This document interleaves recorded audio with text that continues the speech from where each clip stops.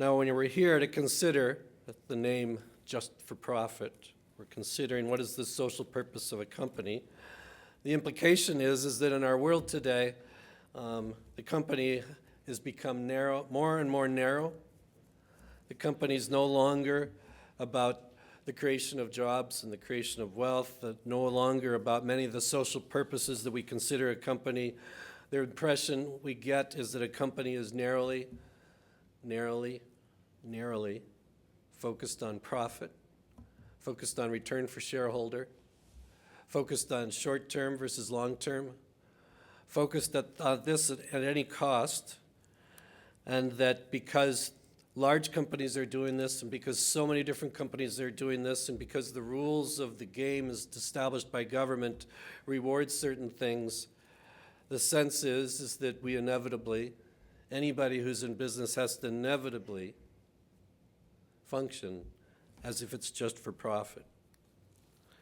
And what I want to suggest today, and we'll see to what degree our panelists in our discussion, is business more? Can it be more? Should it be more?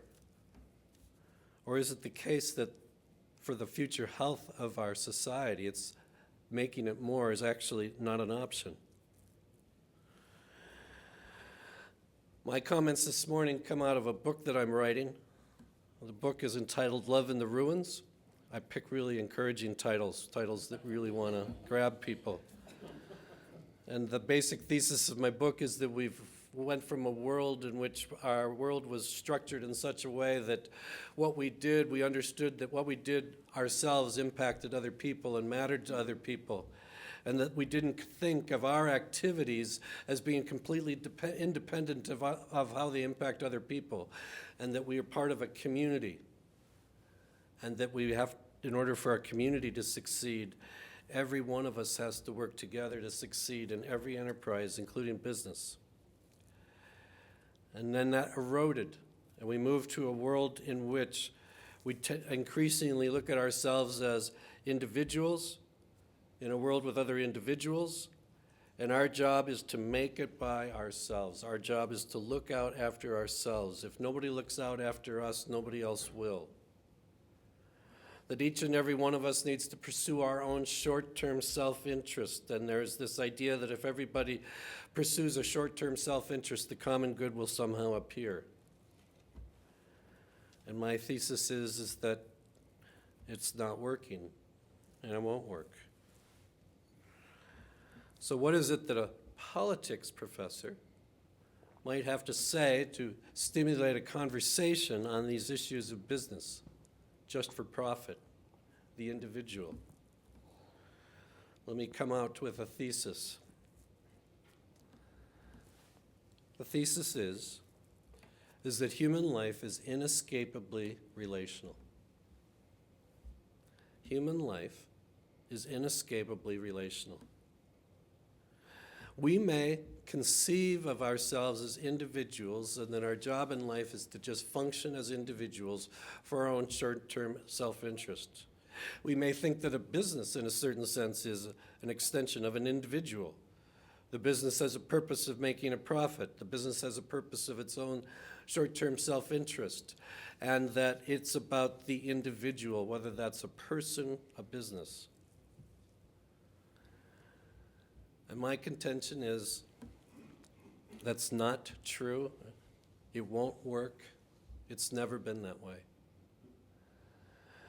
The reality is that in our world, we do not know a better way to create wealth than what we call the free enterprise system. In our world today, the business is so much more than just profit.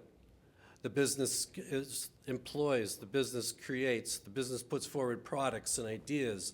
The business is an engine that can move our society forward in so many different ways. I am able to stand here today because somebody created wealth in our society.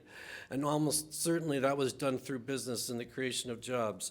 And the reality is that the business has never been and is not today an enterprise that is just for profit. It has a huge, important, essential role. But I'd argue that the problem of our day is that when we think about business and economics and politics, we're thinking of just the self. This lesson that I'm trying to illustrate in these few minutes, and then my colleagues will come up and add things from economics and finance, and then we can have a discussion. This lesson was hammered home to me in the 1990s in my visits to Eastern Europe. After the wall fell, the Soviet Union fell, Eastern European countries had a problem. They didn't have anybody to teach politics. It was against the law to teach politics in those countries, and so when the wall fell, in order to teach democracy, they had to appeal to Marxist economics professors, and they weren't the best at teaching democracy. So a few of us were invited to go teach American government and democracy to students in Eastern Europe, and one of the things I discovered that I had never been aware of before is that democracy is not a set of rules, although they're rules. Democracy is not necessarily about elections. Democracy is fundamentally about trust. It's fundamentally about the ability to work together with other human beings to accomplish things for the common good. Because what I found in Eastern Europe, and Romania in particular, was that I could tell everybody all the rules about how democracy ought to work. And because the Marxist economics professors also didn't know how to teach capitalism, they're bringing me in to do capitalism and small business. This is scary. I don't take full responsibility for the state of the economy of the world, but anyway.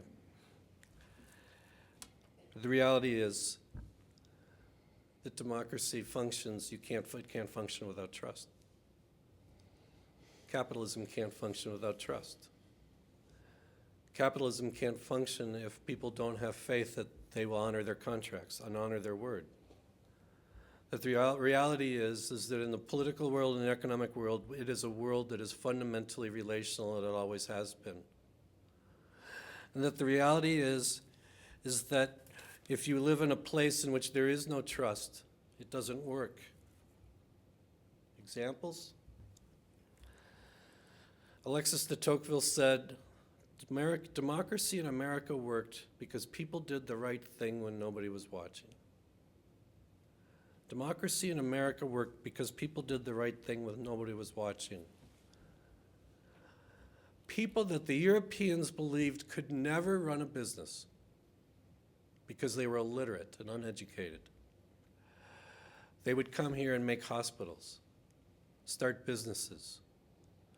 They would come here and do things politically, economically, and in the business realm that they could never have done in Europe, and they exceeded the ability of many companies in Europe, of people who are much better educated. Tocqueville's point was Americans knew how to do the right thing when nobody was watching. Tocqueville's point is, and he said it in one phrase, America is great because America is good. If America ceases to be good, America will cease to be great. Tocqueville said that because in business, people weren't in it just for themselves, but recognized that the strength of their business is connected to the strength of other businesses. The strength of their business is connected to the strength of the schools in the community. The strength of the business is connected to the moral fabric of the community. And that the reality is, as much as we may conceive of our lives as individuals, we may conceive of our business life as individuals, there will be no profit if we lose the social, relational, and economic social, relational, and moral fabric that's the foundation of our system. The crisis of our day is not the crisis of a few selfish people in business, a few selfish people in politics, a few selfish people in finance. I would say that the more fundamental issue of our day is that we've lost sight of the fact that it always has been, the success of our lives has always taken place in a moral context of community, a relational community. And that if that community, if that fabric dissolves, there are no rules and regulations that can put it all back together. Alan Greenspan was asked whether or not the new regulations that they put into place was going to solve the problem that they'd encountered in the financial crisis. Greenspan's response, and I paraphrase here to close, said the answer was he didn't know if the regulations would be good enough. He didn't realize that the selfish activity of one person or a few people could bring it all down.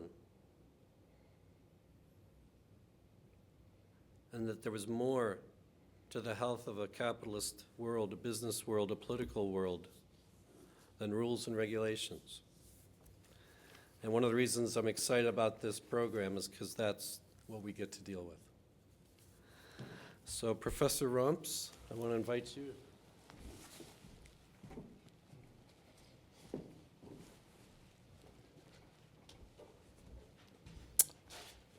I've been teaching economics here at Saint Anselm since the fall of '69. And that's a lot of time when you're talking and you're standing up in front of a class and you're saying to them in principles of microeconomics that in the long run, and you keep referring to these things. You keep saying you maximize profits where marginal revenue equals marginal cost. And then you put in the emphasis that what we're talking about is not the idea of maximizing profits today, but maximizing profits for a long haul. And over the years of talking about that, I began to wonder. About the changes and whether I was really expressing myself correctly. That's what all the textbooks say. And then I began to think about, where the economics came from. And it was written back in, most of the economics, microeconomics that we use, was written in the late 18th and early 19th century. It starts with Adam Smith and continues up through the other classical economists. Most of it was written and agreed upon before the 1850s. Have things changed? What's changed? How are things different today? And obviously they're a lot different. And I began to wonder, well, who worries about the long run? Whoever thinks about the long run? And I began to question, and I began to think, well, where are we going? When my father worked for IBM his whole life, one of the heroes in our family were the Watsons. Thomas Watson started a business machines company that eventually became IBM. And he had a responsibility, and he took a long-run view because this was his family's fortune. He was looking down the road. So when the Depression came, he didn't lay people off. Now, they weren't selling a lot of business equipment, so he told people, look, you keep working. This is your wage. I will pay you what I can. If I can't pay you more, I owe you. All right? I owe you, and I will pay you back. And you can take it either in stock of the company or you can take it in wages in the future. Because he wanted to keep his labor force. He was thinking long run. I want this. I know this bad economic times will end. I'm not just trying to maximize profits in 1933. I'm thinking about what will be good for me in 1953, 1973. And he was succeeded by his son, and IBM was managed in that way. But IBM doesn't have any Watsons anymore. Obviously, Watsons probably own a lot of the IBM stock, but it's managed by people who are brought in. They're CEOs, they're CFOs who are brought in, and this is true for all corporations, that don't have any particular loyalty to that company. Their loyalty is to, as Dale just said, themselves. What's good for me? And the emphasis is, well, let's do things that will make me and look good, even if it maybe isn't in that long-run interest. Going back to economics, we had a concern in economics about the separation, when the corporation came in, the separation between ownership and control. J.D. Rockefeller controlled Standard Oil. Henry Ford controlled Ford Motors. The Watsons controlled IBM. But over time, as those people left, the control of the company was given to a diverse board, stockholders, the board of directors, and those people, their objective was not necessarily the same. So we always worried, would the directors of the company, all right, who weren't the owners were the stockholders, were they representing them? Were they working? And there was a lot of concern in the 1950s, 60s, and 70s about this separation as the corporation became the dominant form. How would that work? So then we came up with some bright ideas in economics. We said, all right, how can we make the people who function, who are running the company, the CEO, the CFO, how can we tie them to the stockholders who own the company? And we came up with the idea, we'll use options. We'll use stock options. The stockholders obviously want the stock to do well. If it does well, they profit. So let's get the CEO and the CFO and all the other executives tied to that, so if the stock does well, they will do well, which obviously is then in the interest of the stockholder. Well, that seemed to work for a while, and there was a lot of writing, a lot of literature that said this was the way to go. But it again took away from the long run and put the emphasis on the short run. Another thing that happened was that in the 1970s and 80s, more and more Americans, and I'm only talking about the United States right now, but more and more Americans became concerned about the stock market because they began to get 401ks. They began to get 403bs. They began to get plans where their employer put into a retirement plan a defined contribution instead of a defined benefit, and then they had to put their money in the stock market. So all of a sudden, everybody watched CNBC. All right, this was a new thing when that came along in the 80s and 90s. Everybody was interested in it. And then we made a whole bunch of heroes of analysts. Stock analysts became heroes because they would tell us who was going to do. And one of the things they were always concerned about, do you hit the numbers? Every quarter, do you hit the number? Jack Welch became famous, not because he was CEO of General Electric, but because he hit the number for 25 years in a row. Every quarter, he would hit that number. And everybody would say, ooh, GE, buy GE. All the analysts would tell us, we're there. And the emphasis became not what was good for General Electric 30 years from now, but what was good for General Electric this quarter, because that was good for Jack Welch, that was good for the other executives, General Electric, and it would be good for the stockholders. But it might not be good for the employees, it might not even be good for the customers. We got away from that. The long run is what's essential. What's good, how it's there, how are we managing it? When you sit there and you say, all right, I'm doing this and I'm making this change because I want things to be better 20 years from now, then you're thinking about what your company is going to be like. You want to keep those customers happy. You want to keep those employees happy. You want all of that to be better. If all you're thinking about is the next 30 days or the next 90 days, then all of that disappears. You've got to cut costs. You've got to keep your prices up. You've got to keep your margins up. And that long-run view disappears. I don't have a solution. I'm not even going to pretend that I do. We have deviated from what we accept. We're not doing what we teach anymore. Microeconomics is still the same. The textbooks are still the same. I could go back, when I took microeconomics in 1964. This part of economics has not changed. It's still there. It still says that capitalism is the best system. It still says that Adam Smith was right, that we should look and everybody should try to do what's best for themselves, and in trying to better themselves, they will better society. But that was based on the assumption that people were doing what was right for the long run. We no longer do that. Back in 1919, Henry Ford got into a dispute with the Dodge brothers. The Dodge brothers, before they set up, they were actually setting up their own company at the time, but they were also stockholders in Ford. And Henry Ford had a lot of profits. And he had kept reducing the price of the Model T. And he kept paying the workers more. So the profit margins went down. Now, they were making more profit because they sold more cars, but the profit margin per car was getting smaller. Ford wanted to use all these built-up profits to build a new plant so he could make the car even more efficiently. Now, Ford was the one who started the $5 a day wage, which was huge back then, much more than people were being paid. He more than tripled the average wage in the car industry when he did that.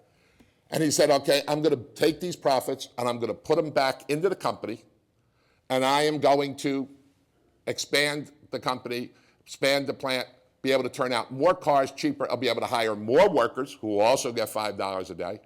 And this will be good. It'll be good for the customers. They'll be loyal to Ford. They'll be there. We'll have more employees. We'll be a bigger company. We'll be a stronger company. Well, the Dodge brothers sued, said you can't do that. You can't, you've got a responsibility to the stockholders.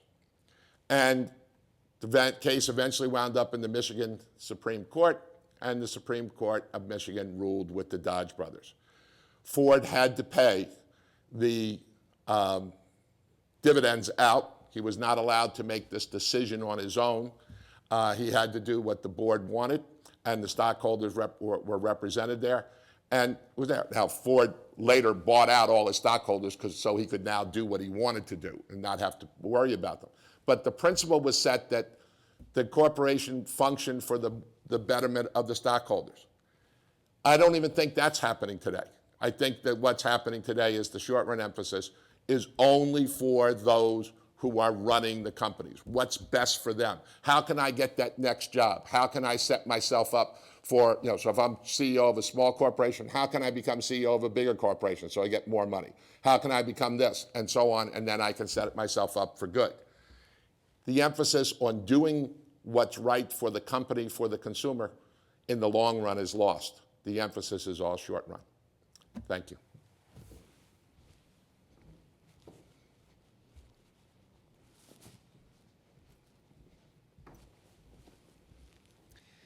So I'll just give you a few additional thoughts to build on the foundation you've just heard being laid. The one fundamental thought I'd like to give you is that we have lots of concerns about how corporations are run, the power they have, executive pay, and so on. But we don't really understand what's going on until we understand how corporations came to exist. And this comes back to the invention or the creation of limited liability in the 1840s and 1850s in the US and the UK. Before that time, companies were run, their owners usually owned the stock or owned the company, but they had unlimited liability. That means that if the company borrowed, then the shareholders, the owners, were liable for all those debts. So that if there was a downturn and the company got into severe trouble, incurred debts, then the shareholders had to put in money to cover those debts. And so this led to tragic circumstances often. So you'd be a co-owner in a company, it was mismanaged, and all of a sudden you'd be personally bankrupt because you're on the hook for all those debts. And this was at a time when there wasn't really personal bankruptcy, so you're in debt for a long time, paying off the debts that a company had incurred with you as shareholder. So I understand that Sir Walter Scott's father was bankrupted in this way, and that was one reason why Walter Scott had to turn to writing novels to pay off his family debt. So we have some good literature as a result of this. But of course, this limited the willingness of shareholders to put in capital, to invest in companies, to incur large potential liability. If you were facing personal ruin, you weren't going to build a vast infrastructure, particularly around railways in the UK, if you could be on the hook for all those debts. And so there was a sort of legal concession made in the 1850s, first in the US, and then the UK had to follow because we were competing with New York at the time, that invented what we call limited liability. That means that a company could incur debt and would say that, would be given a legal privilege by the state, the government, and so on, to say that the debts of the company that the shareholders had to cover was limited to the capital they put in. That was, they could have their shares wiped out if the company went bust, but then the creditors had to absorb the loss. They couldn't pursue the shareholders. And of course, that sets up this separation of ownership and control that we've heard about. That, of course, you can then be a shareholder in a company, and it's more a financial issue. You don't have to necessarily be too closely involved in the management of the company because your downside is limited. You may lose your shareholding, but that's it. You're not going to be personally on the hook for the rest of the debts of the company. You don't have to worry about who else is a shareholder because, of course, when there was not limited liability, you would be quite happy to be in a company where there was deep pocket shareholders who would be pursued first for the debts of the company. And this allowed shares to be traded separately from oversight of the company. So this is why we have the stock market. You can buy a share in IBM or GE or whatever, and you know that I've got to pay whatever, $4, $5 for the share, and that's all I'm going to potentially lose. So if that company goes bankrupt, that's all my loss. I don't have to worry too much about the potential further downside. And so this is intended to encourage risk-taking by corporations and shareholders. This is designed to enable companies to raise a lot of share capital from shareholders who know that they can't be on the hook for all the losses that the company may incur, and that creditors are going to have to absorb those losses if the company declares bankruptcy. So this means that companies can raise capital, take risk, and start engaging in much larger projects as a result. And so this is the rationale for why this legal privilege is given. But it's worth noting that this is a sort of, every corporation is therefore the creation of the society it works in. Limited liability is a privilege and not a right. Because this has now been going for 150 years, we've got so used to it that corporations seem to think that they can exist without the need for accountability to the wider society, that they're there and they're sort of self-created legal personalities, and that therefore they have rights and freedoms that allow them to pursue profit perhaps at whatever cost, so long as they obey the law, but they're not then accountable to the wider society. But we forget that the whole of the corporate structure is based on a privilege that society has given the corporation. So just as an outsider, it seems very strange to me that, say in 2010, the Supreme Court in the United States provided effectively free speech rights to the corporation, as well as other corporate bodies, so that they were allowed to evade or go around campaign finance regulation, because they were seen as independent individuals under the law, individual persons. And yet that seems very strange when their very existence is dependent on this legal privilege. So that's one thing that you always need to remember when thinking about what's going wrong with corporate greed or excess or size or power, that it's still rooted in this legal privilege. Now we then do something very strange. We don't just give companies, shareholders, protection from this risk, but we then give companies an incentive to borrow, because we then say corporate debt is tax privileged when we tax corporations. So they can set aside the interest they pay on their debt as a cost. They're not, that can be deducted from their profit. But often, I think the US has changed this somewhat a few years ago, but dividends and capital gains are taxed to the shareholders. And so if you look at the corporation as a whole, the tax system still privileges it if it borrows and penalizes it if it raises share capital. So we have this sort of bias within the system to encourage companies to borrow rather than raise equity. So when we then get concerned about the size of companies borrowing heavily, we have to remember that's a political choice. We have skewed the tax system that way. And so whenever an MBA student comes out of college and their training, it's been drummed into them to say that debt finance is cheap, equity is expensive. There are other reasons why, but the main reason for that is the tax bias to debt. So we have these incentives that actually encourage companies to lever up, borrow as much as they can relative to the size of their capital base.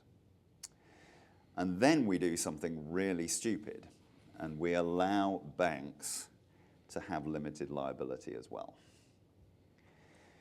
So what happens then is that a bank is often levered 30 or 40 times, even in the US under current regulation, even though that's been tightened up. So the sort of capital that a bank has to have is around 3% of the size of its balance sheet. So this means that a bank that is operating the payment system, this is the sort of utility that should be secure, should hold up under whatever circumstances. We then give the payment system to limited liability banks that lever themselves up 30 times. If there was no chance that a bank could ever be bailed out, if it was run like a hedge fund, the maximum leverage that a credit hedge fund would be allowed would be around 5 times, because the people who are lending to it know that they are going to lose money if things go wrong, if risks aren't managed. And so we have this situation where we give banks limited liability and the privilege to lever themselves up, and we give them the payment system to run. And then we're surprised that when things blow up, when things go wrong, the authorities, the Fed, the Treasury, whatever, FDIC, have to bail the system out, because we've given very strong incentives to the shareholders of those banks, to the owners and managers of those banks, to take risk, to enjoy large upside gains when things go well, but then we give them very little downside if things go badly. It is no surprise that financial systems get into trouble when we've skewed the incentives in such a way. This is made even worse by the fact that we allow banks then to get what we call too big to fail. So we have perhaps 6 institutions left in the US that are around $1.5 to $2 trillion in balance sheet size, and it would be virtually inconceivable for the authorities to allow any of those institutions to fail, to go into catastrophic bankruptcy, even though Dodd-Frank says that this would now be illegal. Rating agencies and creditors assume that that's not going to happen. There will be a way that is found to help out Goldman Sachs, Citigroup, Bank of America, and so on, because they're just too big for the economy to allow to fail all of a sudden. We've also got a significant other problem in that finance seems to be protected from prosecution even when criminal acts are committed. So the irony is that in 2001, 2002, when we had the dot-com bubble and various corporate crimes were revealed, Enron, Tyco, and so on, CEOs, CFOs went to prison. There has not been a single criminal prosecution of anyone in a major financial institution for the things they did for those institutions. Yes, Mr. Madoff is in prison, for running a Ponzi scheme hedge fund. One or two insider traders have gone to prison. But in terms of those who constructed mortgage-backed securities that proved to be worth less than was claimed, any of those who have committed criminal or exploitative acts in terms of manipulating interest rate indices or whatever, no one has gone to prison. And so we seem to not just give big finance a pass in terms of the incentives we give them to take risk and profit from the upside, but we then give them legal immunity to prosecution for criminal acts. So we have a big problem, both not just in the US, but in the UK and Europe, because banks are still way too big for the rest of the society, and we can't face the prospect of applying the rules to them, because we would have to start breaking up institutions, literally, and saying, right, JP Morgan would have to be split into 4 or 5 different institutions in order to be small enough for any one of those to be allowed to fail on its own. So I'd just like to say that, yes, we've got an issue with corporations and the need for both trust and good governance to be applied at the top there, but that's sort of almost squared when it comes to finance. Have we got solutions to that? One solution may be to start tweaking limited liability for financial companies. So interestingly, when limited liability came into the UK, no one thought that you could even give a bank limited liability. That would be really stupid, because they'd just go out and take far too much risk. So initially, limited liability wasn't given to banks to prevent them taking too much risk. We then moved to a situation where there was double liability if you were a shareholder in a bank. That meant that if you were a stockholder in a bank and it failed, you had to put in more stock in order to bail it out, in order to sort of pay off the creditors and refloat the bank. So the stock price, interestingly, could have then gone negative because you've got a liability as a shareholder to help the bank out if it made loss. But that, unfortunately, sort of was watered down in 1925. So maybe one of the ways in which you start bringing in more shareholder control of risk in banks is to start saying, right, if you're a shareholder in a financial institution that has all these privileges, then maybe if it goes bad, you have to start putting more money in. You're bailing in the stockholders if there's insolvency. That would be one idea to start bringing in more oversight by shareholders of large financial institutions. But I'm happy to hear your ideas too. Thank you. Thank you.